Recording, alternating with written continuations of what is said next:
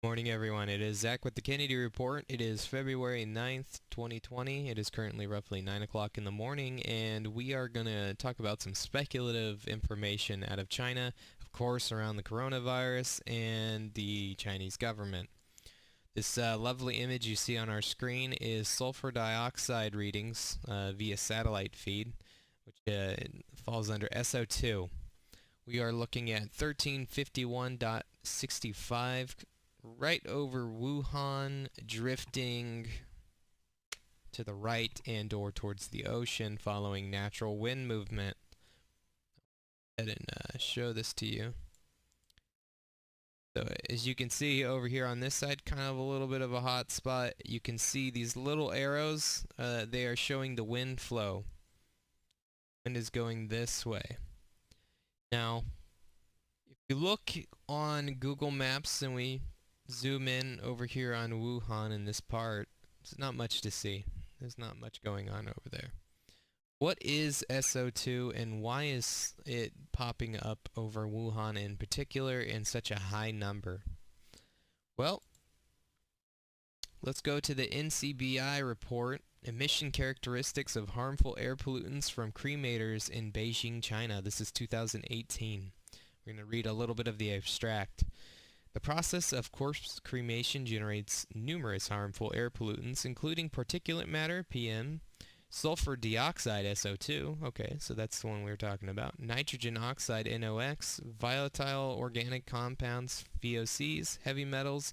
These air pollutants have severe effects on the surrounding environment and human health. Currently, the awareness of emission levels of harmful air pollutants from cremators and their emission characteristics are insufficient. Boy, do I need a coffee this morning instead of reading this. Let's go over to windy.com, who is a lovely resource for getting all kinds of stuff, forest fires, SO2 levels, ozone layer levels, just great resource. It's taking a bunch of satellite feed and gives you access to kind of play around with it.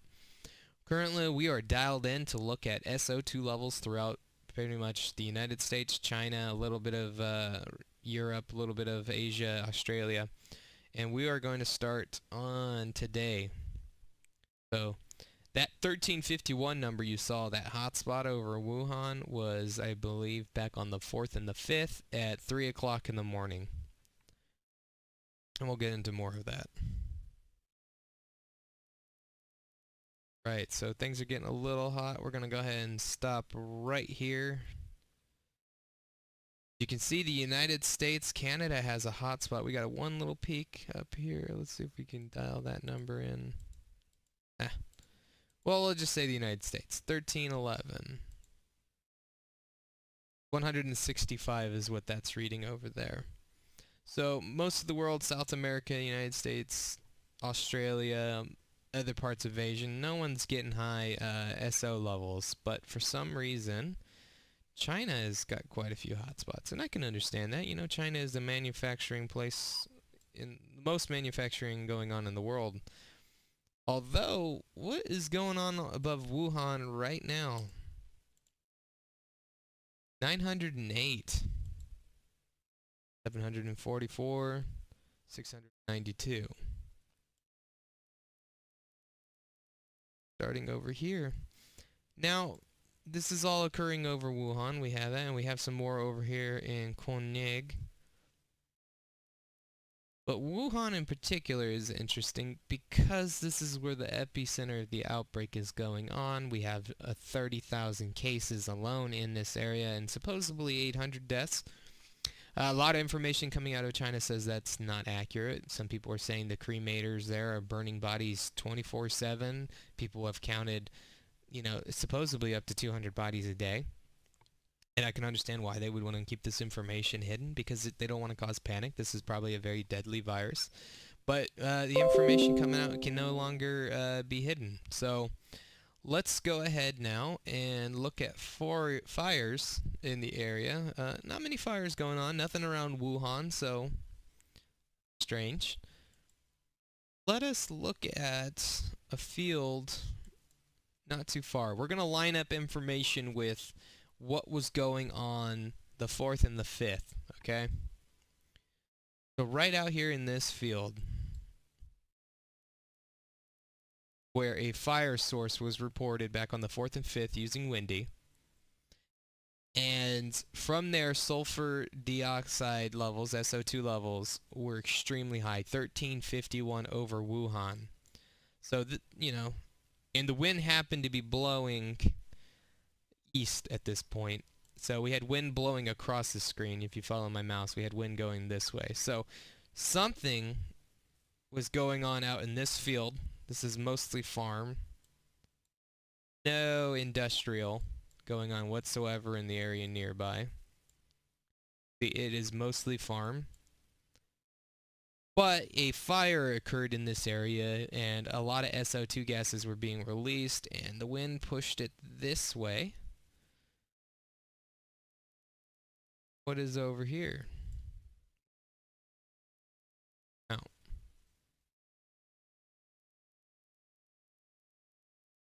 See? This is the epicenter of Wuhan. Why is there a massive amount of SO2 gases being released directly over Wuhan? Why is there fire, signatures being reported from the outside of the city?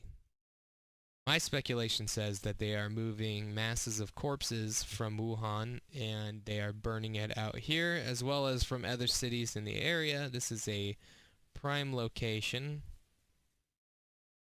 Again, speculative, but let's pull up more information that others are sharing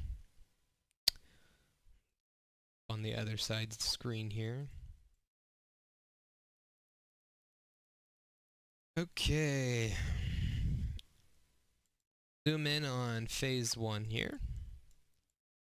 Coronavirus shocks fears thick smog over Wuhan may be China burning infected bodies. Okay, so we had video evidence coming out of, this was back on the 4th, an extremely thick fog moving across Wuhan. Again, following that wind direction.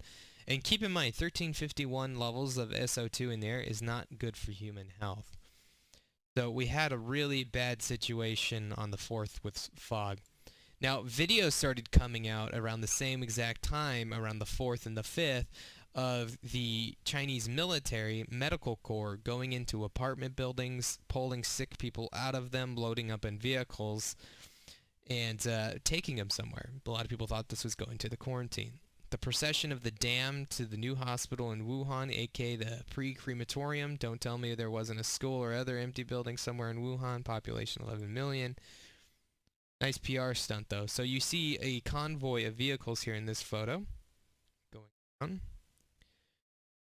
Here's a breakdown of the photos also. There are multiple reports on crematoriums working overtime, burning corpses nonstop. Then on the 4th, express reports of heavy smog in Wuhan, feared to come from burning bodies, now compiled with evidence that it may indeed signal a massive burning of bodies. On the 13th, we sort of massive operation in Wuhan. First of dozens of hazmat guys get into tower block buildings. Later, a long chain of white vans start driving somewhere. They may be carrying bodies to a field 2 hours away from Wuhan. Why there, you say? Now on to the best evidence.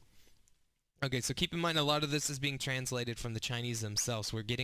I do not use information from Western media because it is absolutely useless. Let's go ahead and go over to the next section here. Active fires, according to Windy.com, the resources we were looking at. Active fires are provided by the Conspicuous Global Fire Assimilation System, GFAS. Adding fire maps is an excellent addition to our current environmental maps. The active fire maps represent radiation measured from space-borne sensors and detected as coming from actively burning vegetation and other open fires. So here we had that fire that was reported.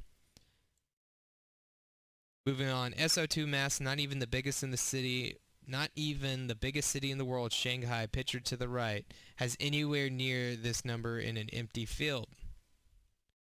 For people claiming it's SO2 from cars, major cities, or so on, I mean, sure, it might be from people evacuating, but is quarantined for so long. If you look at videos, the streets are empty. People are not driving around. You're not allowed to leave your homes, technically.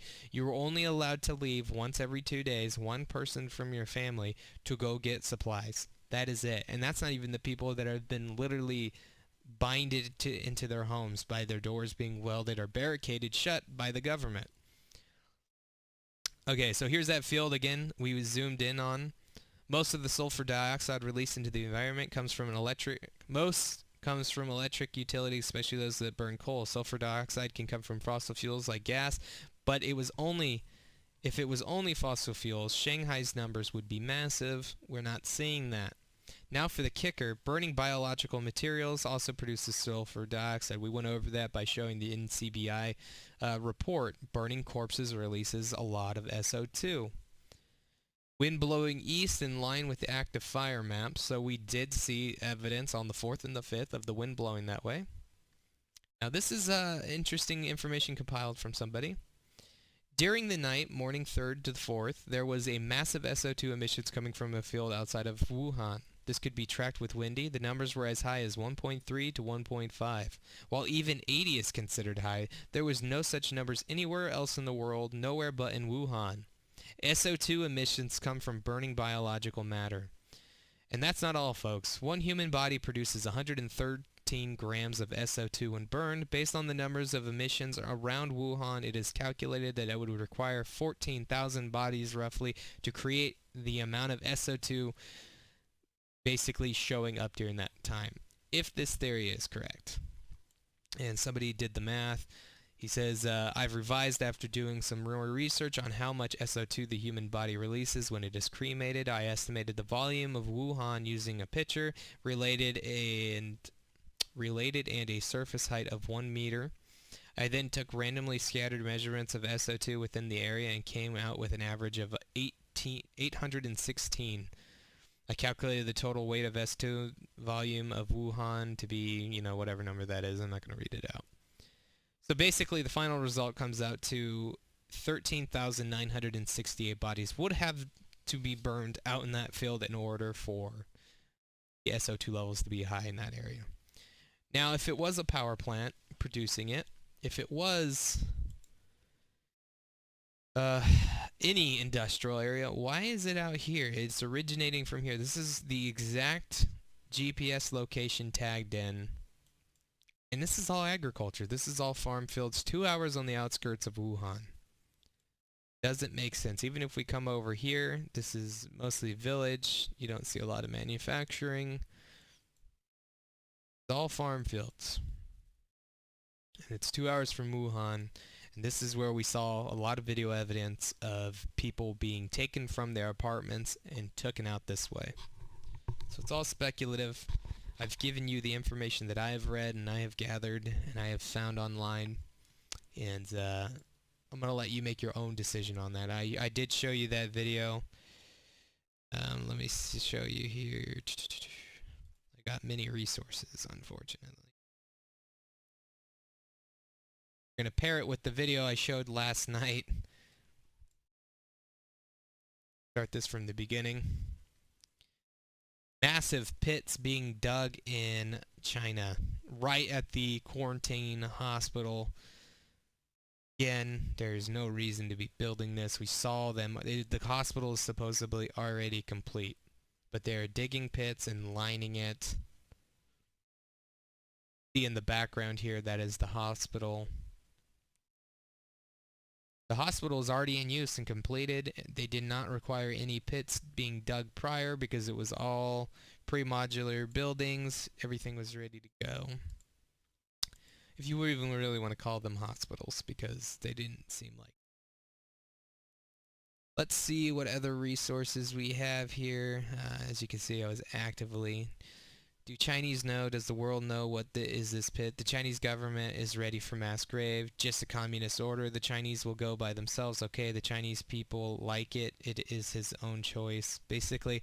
So again, I am taking Twitter information from these Chinese sources directly out of China.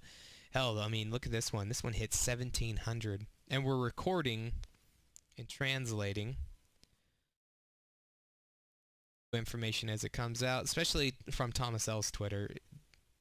Massive amounts of information. Now, we'll go over this one in another video. Some gentleman on a anonymous website that also seems to be a good resource, I can't say the name because then this video would definitely get flagged, had a doctor claiming to be from Wuhan, China, in one of these laboratories, saying the problem is much worse. We're seeing anarchy start to break out in parts of China. People are not wanting to go with it. I mean, we're seeing some terrifying stuff coming out of China.